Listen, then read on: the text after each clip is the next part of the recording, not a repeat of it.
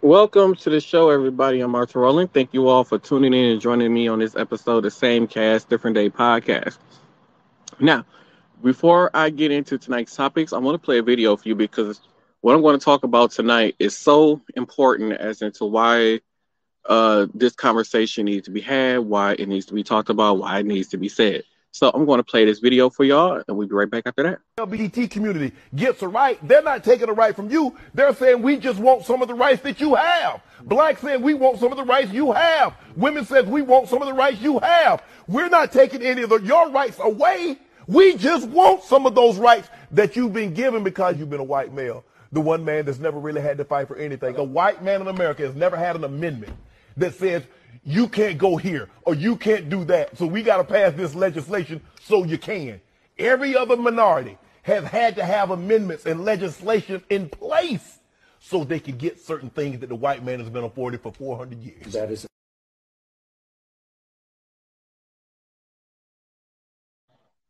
So hopefully that hit close to home. That's bring me to one of the things that I want to talk about here tonight is we got to do something like I've been said for a long time, is stressing. We need to start going out and voting. And this is why voting is so important because, like he said, it's not just a LGBT thing. It's not just a black thing. It's not just a Mexican thing or Latino, Asian.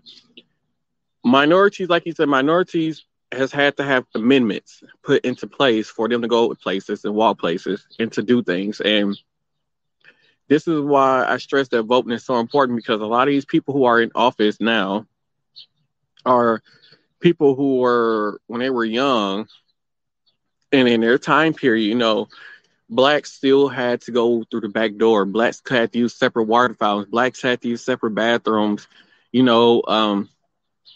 Women didn't have rights to vote. Blacks didn't have access to proper health care either.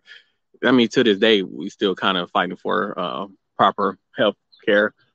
It's crazy. But anyway, this is why voting is so important. And if there is a younger person that's in office right now who still feels the same way as, the people who are like 60, 70, 80, that's sitting in office right now, have these thoughts about minorities and how they feel about minorities, it's only because they were raised by someone who basically put their views on that person. They're not able to break that cycle, or that person hasn't broken that cycle to go figure out on their own, like, hey, maybe what I was taught was wrong. And this is why we have to make sure that we vote. Voting is so important. We need to get people in office who actually cares about making a change, people who wants to make a change, people who want equal rights for everybody. And it's crazy because, like he said in the video, we're not trying to take away rights from the white man. We just want some of the rights. We want the same rights as the white man has. And we're still fighting for those rights to this day. So I understand that there are some people within, the minority community who they only vote for president. And to me, the president really doesn't matter. They're just a spokesperson for the country. We don't want the country to look like a complete fool. We nominate a person that's not, that we elect a president who's not going to make us look like a fool, basically. So, and that's my personal opinion. And the people we really need to be watching out for, and the people we need to be voting for, is our local people, like our aldermen. Somebody came by today. They was trying to make sure people were around voting stuff, asking them what some area things are going on in the community. I talked about the whole how I think it's fair that the middle class people have to pick up all the slack for both the, people are considered high class and low class. And so I also don't like the fact that, the people who want our votes only come around or coming in the community when it's time to get our votes. And that has to change. That shows us that you don't really care. I mean, the only thing you really care about is keeping your job and winning every election or whatever, how that goes, and not doing the work in the community. We don't see you, and we don't see them in the community. And we need to stop electing people who are saying they're for our community, but we don't see them out in our community doing anything. So, it starts with your alderman. If you have issues or whatever, it starts with your alderman. As far as your community wise, your alderman is the main person. you should be contacting to if you have issues with your community. Then you got your congressman or woman, and so on and so forth. It's so many different levels of government. I feel like everybody under the president has a more of a bigger role in what goes on in our world today than anything else. Um, like I said, a lot of our laws have to get passed through the House and all this other kind of stuff. And the record said the president has some power, but not a lot of power. A lot of that power comes from like that Supreme Court and that House that passes rules and stuff like that, laws and stuff like that, I should say. So, like I said, you need to vote for like your alderman, your mayor, your congressman, or congresswoman, your senators, your legislators. All those people are so important. So, like here, the local election, I've expressed my thoughts numerous times on Ron Johnson, and I feel like he's one of those people who just should not be in office no more. He doesn't have a care in the world for, people, high society people who's going to make him richer. And we don't need people like that in office. We need people who see equal value in every single last person. Somebody who sees equal value and no matter what it is, no matter what your background is, sexuality, nationality, whatever it is, we need somebody who is going to be down the middle. And I feel like until we get that in our government, where minorities are forever going to be held down. Minorities are forever going to not be given a lot of opportunities. Minorities are going to continue to suffer in this country. And it's crazy because like people who come from other countries and they see, the minorities here, especially the African American community, they look at us like we don't take advantage of opportunities or what else is there? They look at us like we're lazy and all these other kind of things. Like, it's true, some of us are lazy. I got a job and I go to work every day. But the main thing is although we live in this country, like the same opportunities are given to people who come from overseas or I'm a study abroad or whatever the issue may be. We are not given those same opportunities. We have to fight. We have to literally scrap like dogs to get those opportunities that some of these people who come from overseas to get. We don't get free education just for being African Americans. We don't get anything. Only thing, they even make it hard for the ones who depend on welfare to get welfare. So we don't get anything free unless we are just homeless or can't afford to really live or to make a living. Those are about the only people who actually get anything. And in order to get those things, you have to be dirt poor, basically.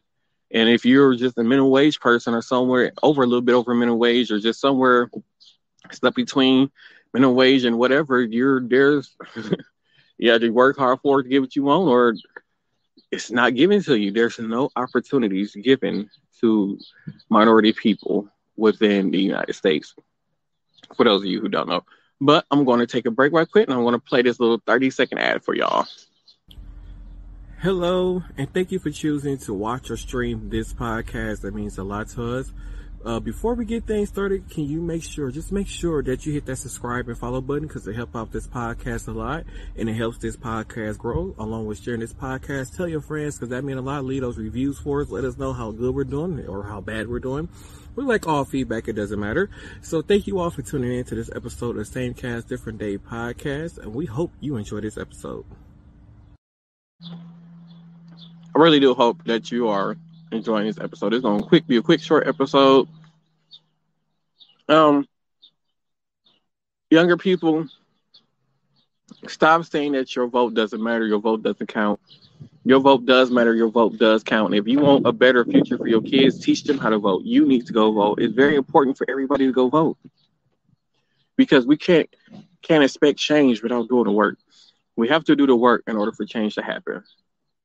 And I know it's crazy to say, but it's true. We got to do the work for change to happen. Now, I don't know how racism is in like other parts of the world for African Americans, minorities, or whatever, Mexicans. I really don't know. I would really love to have someone on this podcast from, who lives in England or Ireland or wherever, who is a person of minority, and let us know how life is over there for them.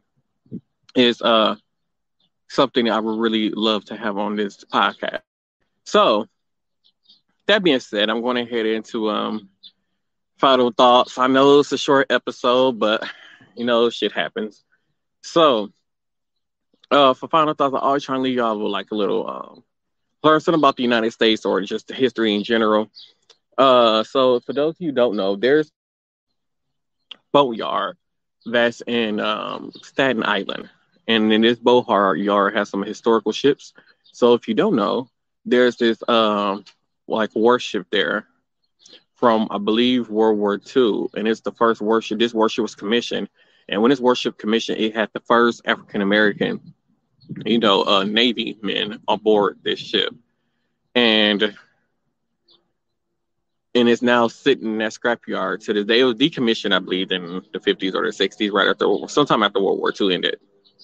But these ships, it was actually two ships that was commissioned during World War II, where they were majority ran or by Navy men, and at that point, because they seen how how efficient and intelligent and how good African American men were at their job, that started having to turn ahead. It started a whole thing where now African American men were allowed into the Navy. So even back then, it took to the 40s for African American men to be allowed into the Navy. But yet these men were allowed to go and fight for their countries, and they come back home, and their kids can't go to school with white kids, or they can't go. They got to go in through the back door of their job, or they can't use the same bathroom as whites. They couldn't. So there's like they went and fought for their country, got nothing out of it. It took nearly 30 years, 20 to 30 years before they actually got them rights. So with that being said, I really hope this was a short episode. I really hope that you all enjoyed this episode of Same Cast Different Day podcast. We will be back on Tuesday, more content. Try to have some more history lessons for y'all. And we will see you all, well, probably just me. I don't know yet. Tuesday. Have a good one, everybody.